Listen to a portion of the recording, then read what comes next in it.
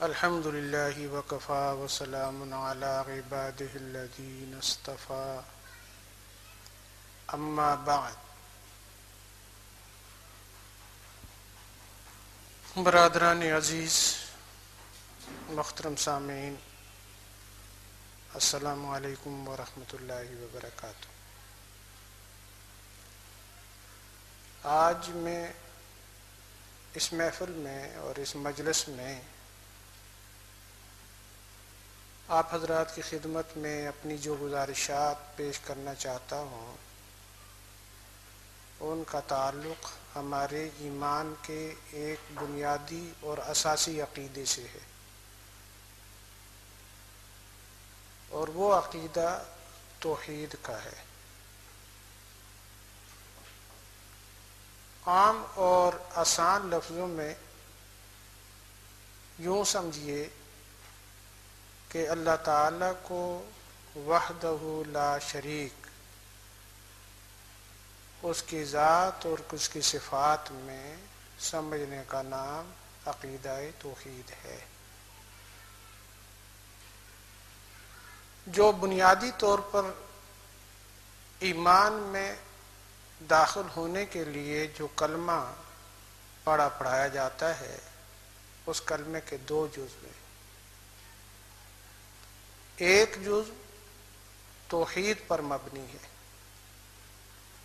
اور دوسرا جز رسالت پر مبنی ہے۔ چنانچہ یہ کلمہ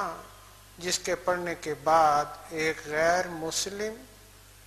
دائرہ اسلام میں داخل ہو جاتا ہے، وہ اس طرح ہے کہ لا الہ الا اللہ محمد الرسول اللہ۔ لا الہ الا اللہ میں عقیدہ توحید کا ذکر ہو گیا کہ اللہ تعالیٰ وحدہ لا شریک ہے، اس کا کوئی شریک نہیں، اس کی ذات میں بھی اس کا کوئی شریک نہیں اور اس کی صفات میں بھی اس کا کوئی شریک نہیں۔ اور دوسرا جز جو ہے محمد الرسول اللہ، اس کے معنی یہ ہیں کہ حضرت محمد صلی اللہ علیہ وسلم اللہ کے رسول ہیں، اللہ کے نبی ہیں اور اللہ کے بندے ہیں۔ آن حضرت صلی اللہ علیہ وسلم کے بارے ہمارا عقیدہ یہ ہے کہ آپ اللہ کے آخری رسول ہیں، اللہ کے آخری نبی ہیں۔ آپ پر سلسلہ نبوت ختم کر دیا گیا، سلسلہ رسالت ختم کر دیا گیا۔ جیسا کہ حدیث میں ہے، حضرت امام بخاری رحمہ اللہ نے اپنی صحیح بخاری میں ایک روایت نقل فرمائی جس کا ترجمہ اور جس کا مفہوم یہ ہے کہ آن حضرت صلی اللہ علیہ وسلم نے اپنی نبوت، ختم نبوت کی ایک عجیب مثال دے کر ہمیں سمجھایا۔ فرمایا کہ اس کی مثال یوں سمجھو کہ ایک آدمی نے محل بنایا، مکان بنایا، اس محل اور اس مکان کے اندر ایک اینٹ کی جگہ خالی چھوڑ دی، اور جب وہ اینٹ اس میں لگا دی جاتی ہے تو محل مکمل ہو گیا۔ اب اس کے اندر کسی بھی قسم کی آلٹریشن یا کسی بھی قسم کی تعمیر یا کسی بھی قسم کی کوئی اور گنجائش باقی نہیں رہتی، جبکہ مکان مکمل ہو جاتا ہے، محل مکمل ہو جاتا ہے۔ تو حضرت صلی اللہ علیہ وسلم نے فرمایا کہ یہ قصر نبوت جو ہے، یہ میرے آنے سے پہلے جتنے انبیاء علیہ السلام آئے وہ اس قصر نبوت کی شان بنتے گئے۔ سیدنا آدم علیہ السلام سے یہ سلسلہ نبوت شروع ہوا، اس کے بعد بہت سارے انبیاء آئے۔ کتنے انبیاء آئے اس کے بارے میں حتمی طور پر تو ہم کچھ نہیں بتا سکتے، یہ اللہ ہی کے علم میں ہے کہ کتنے انبیاء آئے۔ تاہم ایک روایت میں یہ آتا ہے کہ 1,24,000 کم و بیش انبیاء علیہ السلام دنیا میں تشریف لائے۔ یہ تمام انبیاء ایسے ہیں کہ جس طرح قصر نبوت کے اندر ایک اینٹ دوسری اینٹ لگی، تیسری لگی، چوتھی لگی، اور پھر یہ پورا قصر نبوت مکمل ہو گیا اور ایک اینٹ کی جگہ باقی رہ گئی، اور وہ جناب رسول اللہ صلی اللہ علیہ وسلم کی تشریف آوری پر وہ مکمل ہو گئی۔ اب آپ کے بعد کسی اور نبی کے آنے کی کوئی گنجائش باقی نہیں، کسی اور رسول کے آنے کی کوئی گنجائش باقی نہیں۔ قرآن نے بھی کہا کہ حضرت محمد صلی اللہ علیہ وسلم ما کان محمد ابا احد من رجالکم ولکن رسول اللہ وخاتم النبیین، کہ حضرت محمد صلی اللہ علیہ وسلم خاتم النبیین ہیں، آپ تمام انبیاء کی بعثت کے لحاظ سے سب سے آخر میں تشریف لائے، قصر نبوت آپ کے آنے کی وجہ سے مکمل ہو گیا۔ اب آپ کے بعد نہ کوئی نبی آئے گا نہ کوئی رسول آئے گا۔ خود حضور صلی اللہ علیہ وسلم نے فرمایا کہ انا خاتم النبیین لا نبی بعد، میں خاتم النبیین ہوں، آخری نبی ہوں، یا نبیوں کا نبوت کا سلسلہ مجھ پر ختم ہو گیا، میں اب سلسلہ نبوت کے ختم کرنے والا ہوں، خاتم النبیین اگر آپ پڑھیں۔ خاتم کے معنی انگوٹھی کے اندر نگینے کے آتے ہیں، جب انگوٹھی پوری بنا دی جاتی ہے تو آخر میں نگینہ جڑا جاتا ہے، اور اس نگینے ہی کی وجہ سے ساری انگوٹھی کی قیمت ہوتی ہے۔ اگر ہیرا لگا ہوا ہے تو قیمت اور ہوگی، عام پتھر لگا ہوا ہے تو قیمت اور ہوگی، تو جتنا قیمتی نگینہ ہوگا اتنی ہی قیمتی انگوٹھی ہوگی۔ تو حضرت صلی اللہ علیہ وسلم کو خاتم النبیین کہا جاتا ہے کہ تمام انبیاء علیہ السلام سے افضل ہیں، اور آپ کے آنے پر سلسلہ نبوت اور رسالت ختم کر دیا گیا کہ اب آپ کے بعد صرف قیامت ہی آئے گی، قیامت تک اب کوئی نبی یا کوئی رسول نہیں آئے گا۔ یہاں اگر کسی کو شبہ ہو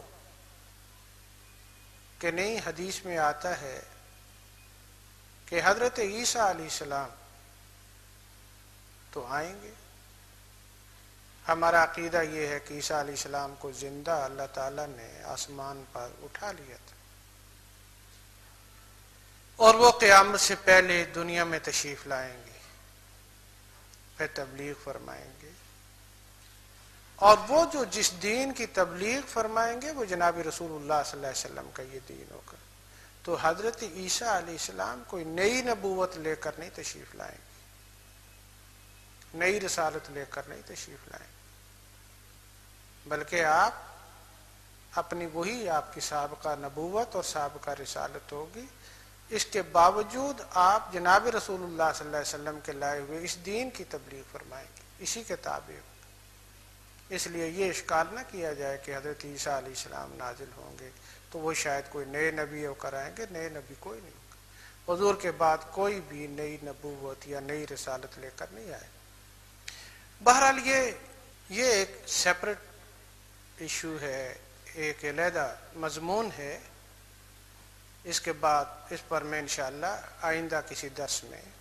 عرض کروں گا۔ اس وقت جو میرا عرض کرنے کا مقصد تھا وہ یہ ہے کہ ہمارے ایمان کی بنیاد، اساس اول اور پہلا عقیدہ جو ہے وہ توحید پر ایمان لانا ہے، اور توحید کے معنی یہ ہے کہ اللہ تعالیٰ کو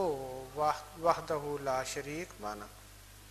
اس کو مختار کل مانا، کہ ہر چیز اللہ ہی کے قبضہ قدرت میں، ہماری موت کا مالک وہ ہے، ہماری زندگی کا مالک وہ ہے، ہمارے ہر کام کا مالک وہ ہے، ہر چیز اللہ کے قبضہ قدرت میں، اور اسی کے چاہنے سے ہر کام ہوتا ہے، اور اگر وہ نہ چاہے تو دنیا ساری کی ساری ایک طرف لگی رہے، کچھ نہیں ہو سکتا۔ وہ جس کو زندہ رکھنا چاہے کوئی اس کو مار نہیں سکتا، اور اگر کسی کو موت سے ہمکنار کرنا چاہے تو کوئی اس کو بچا نہیں سکتا۔ تو تمام کی تمام قدرت جو ہے وہ اللہ تعالیٰ ہی کے لیے ہے۔ ان اللہ علی کل شیء قدیر، اللہ ہر چیز پر قدرت رکھتا ہے، وہ صحت دینے پر قادر، وہ بیماری کو صحت سے بدلنے پر قادر، وہ فقر و فاقہ کو خوشحالی سے بدلنے پر قادر، وہ جس کا چاہے رزق وسیع فرما دیں، جس کا چاہے رزق تنگ کر دیں۔ آج کے ہمارے مسلمانوں کا ایک بنیادی المیہ یہ ہے کہ وہ توحید پر اس طریقے سے یقین اور اس طریقے سے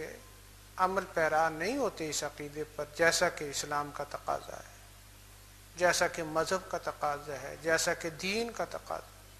جیسا کہ ہمیں اللہ نے بتایا، اس کے رسول نے بتایا، جیسا کہ جناب رسول اللہ صلی اللہ علیہ وسلم نے خود اس کا اظہار فرمایا کہ توحید پر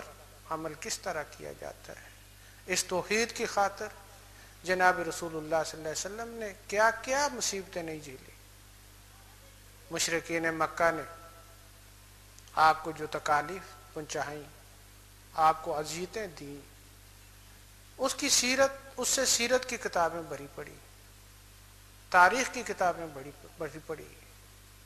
ایک ایک واقعہ ایسا ہے کہ جو ہمارے رونگٹے کھڑے کر دیتا ہے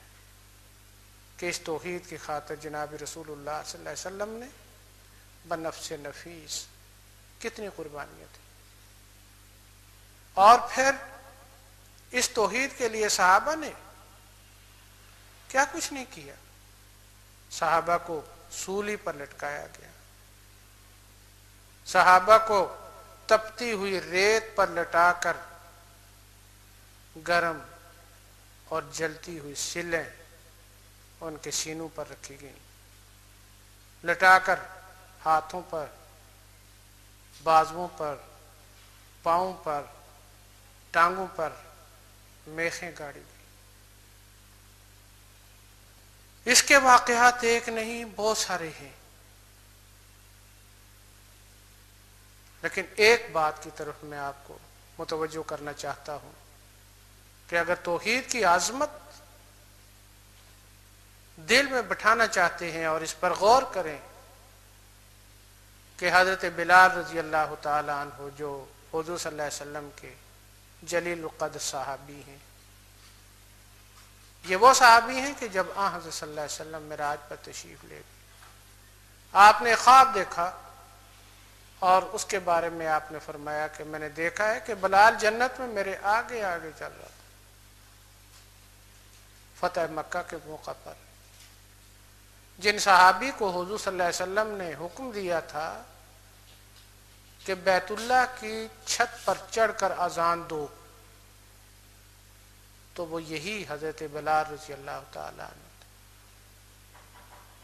ان کے اسلام لانے کے واقعات کتنے دردناک ہیں، کس طریقے سے انہوں نے مصائب جھیلی، پریشانیاں اٹھائیں۔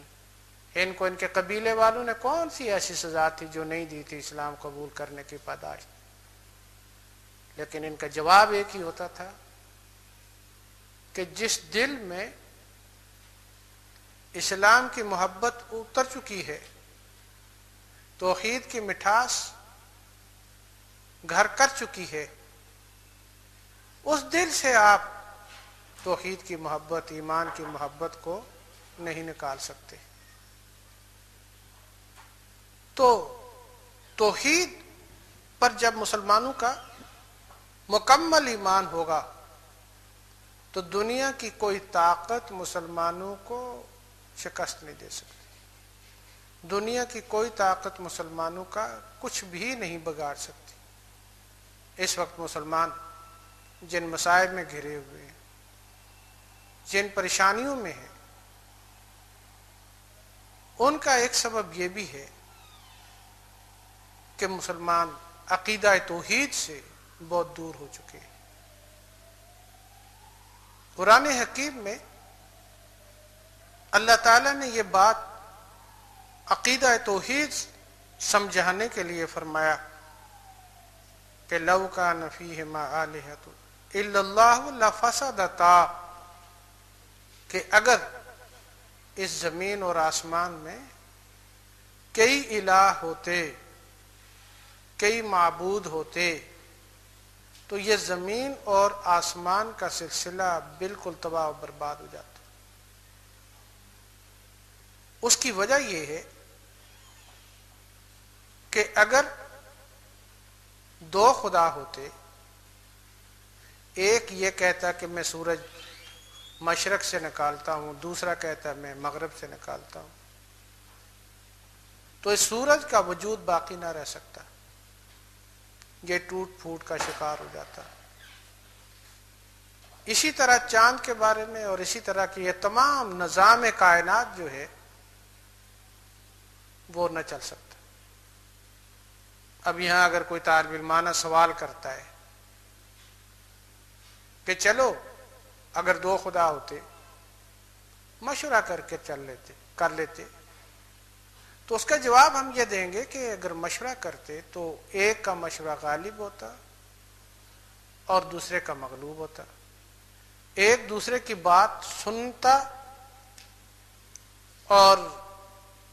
اس پر عمل کرتا، تو جس کا مشورہ غالب ہوتا وہ غالب ہوتا۔ تو خدا غالب تو خدا ہو سکتا ہے، مغلوب خدا نہیں ہوتا۔ اس لیے اللہ تعالیٰ نے یہ جو سمجھایا کہ دیکھو خدا ایک ہی ہے، اس کی دلیل یہ ہے کہ ساری کائنات کا نظام چل رہا ہے، سورج نکل رہا ہے، چاند نکل رہا ہے، سیارے چمک رہے ہیں، سارا کچھ آپ حضرات کے سامنے، یہ پوری دنیا کا جو نظام چل رہا ہے یہ اللہ تعالیٰ کی وحدانیت کی دلیل ہے۔ تو اللہ تعالیٰ وحدہ لا شریک ہے، اس کی توحید پر ایمان لانا ایمان کی شرط اول ہے۔ اور اسی سلسلے میں اور یہیں سے انشاءاللہ میں اپنے اگلے درس میں آپ حضرات کی خدمت میں مزید دلائل توحید، اس کی اہمیت اور اس کی ضرورت کے بارے میں گزارشات پیش کروں گا۔ اس وقت کے لیے مجھے آپ اجازت عطا فرمائیں۔ وآخر دعوانا ان الحمد للہ رب العالمین۔